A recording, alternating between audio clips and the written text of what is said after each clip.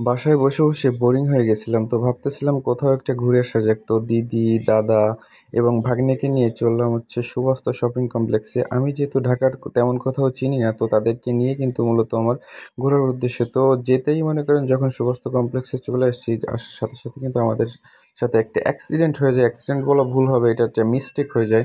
তো আমার ভাগ্নে যখন একা, একা আমার হাত ধরে হাঁটতেছিল, তখন মনে করেন একটা মহিলা আপা ওর পায়ের উপর পা দিয়ে মানে হঠাৎ করে মিস্টেক করে তার পায়ের উপর পা পড়ে যায় এবং সে প্রচুর ব্যথা পায়। আপনারা দেখতে পারতেছেন কিনা জানি না।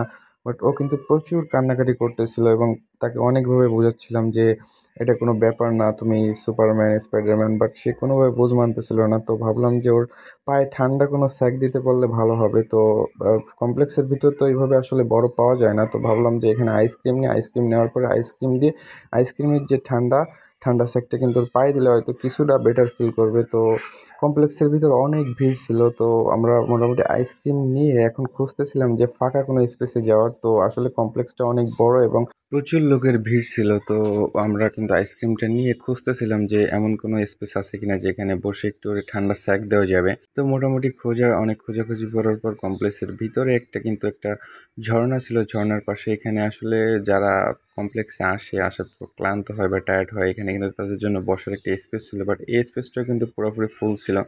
এদিকে আমার দুলাভাই মনে করেন ওর পায়ে ঠান্ডা আইসক্রিমের স্যাক দিচ্ছিল। স্যাক দেওয়ার পর মোটামুটি ও একটু কান্না থামছে, বলতেছে যে একটু বেটার ফিল হচ্ছে আগের থেকে। তো আমরা ওইখানে বসে আইসক্রিম খাওয়া শেষ করি, বাট বসার স্পেস কিন্তু পাচ্ছিলাম না, ওইখানে দাঁড়াইছিলাম। তার যে আইসক্রিম খাওয়ার স্টাইলটা ছিল, এটা আসলে বলে বোঝানো যাবে না যে এত সুন্দরভাবে আইসক্রিম খাচ্ছিল। ওর বাবা ওকে খাওয়াই দিচ্ছিল এবং ও কিন্তু অনেক মজা করে আইসক্রিমগুলো খাচ্ছিল। তো যাই হোক, আইসক্রিম খাওয়া শেষ করে কিন্তু আমাদের কিছু কেনাকাটা বাকি আছে। তো মোটামুটি আমরা এখনও ঠান্ডা হয়েছে যেহেতু মামা ভাগ্নের সম্পর্ক এখানে, ওর কান্নাটা থামছে, এই জন্য আমারও কিন্তু এখন অনেক ভালো লাগতেছিল। তো আইসক্রিম খাওয়া শেষ করে আসলাম কিছু কেনাকাটা করতে। তো আমার আপু আসলে টেইলারিং কাজ করে, তো তার জন্য কিছু ছিট কাপড় প্রয়োজন ছিল। তো এই দোকান থেকে কিছু কাপড় নেব। তো কাপড় নেওয়া শেষে আরও অনেক কাজ আছে। আমার জন্য 2টা টি শার্ট নেব, দেন হচ্ছে আমার যে ভাগ্নে ওর জন্য কিছু টি শার্ট নেব এবং আরও অনেক কাজ আছে। বাট ফার্স্টে যেহেতু লেডিস ফার্স্ট, তো এই জন্য মনে করেন যে আপুর যে কেনাকাটাগুলো এগুলো কিন্তু আগেই সেরে নিচ্ছিলাম। এইগুলাকে কী বলে আমি জানি না, বাট এইগুলা নাকি টেইলারিং কাজে প্রয়োজন। মিন্স আপনার হচ্ছে যখন একটা শার্ট বা প্যান্ট বা লেডিস যে ড্রেস আছে, ড্রেসটা রেডি করার পর নাকি এইগুলা অ্যাড করতে হয়। তো মোটামুটি কেনাকাটা শেষ করার পর কিন্তু আমরা যাচ্ছিলাম হচ্ছে সেকেন্ড ফ্লোরে। তো যাওয়ার পথে এখানে একটা আচারের দোকান চোখে পড়লো। তো আচার খাওয়ার একদমই ইচ্ছা নাই, জানি না শহরের আচার কেমন হয়।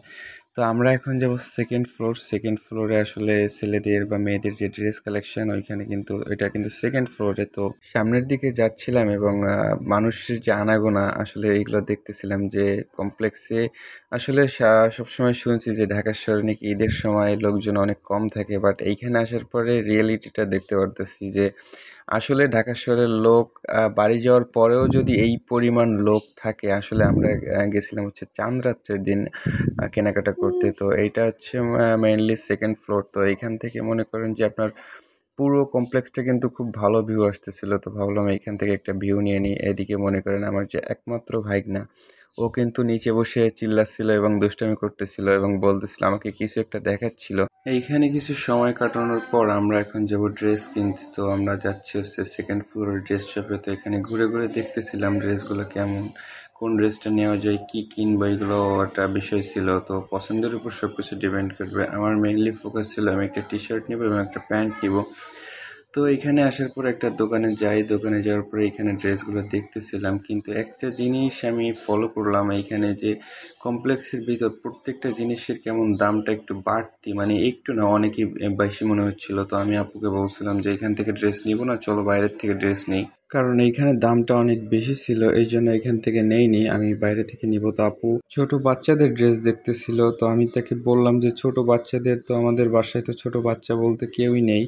তো আপু বলল যে পাশের ফ্ল্যাটে একটা ছোট্ট একটা জান্নাতের পরী আছে। তো তারা সাধারণত আপুকে অনেক কিছু গিফট দেয় এবং প্রত্যয়কেও অনেক কিছু গিফট দেয়। তো প্রত্যয়ের জন্য কিন্তু, তো প্রত্যেকে যেহেতু গিফট দেয়, আপু বলতেছিল তার জন্য কিন্তু সুন্দর একটা ড্রেস আমাদের গিফট করতে হবে যেহেতু ঈদ সামনে। তো তার জন্য ঘুরে ফিরে দেখতেছিলাম যে কি গিফট দেওয়া যায়।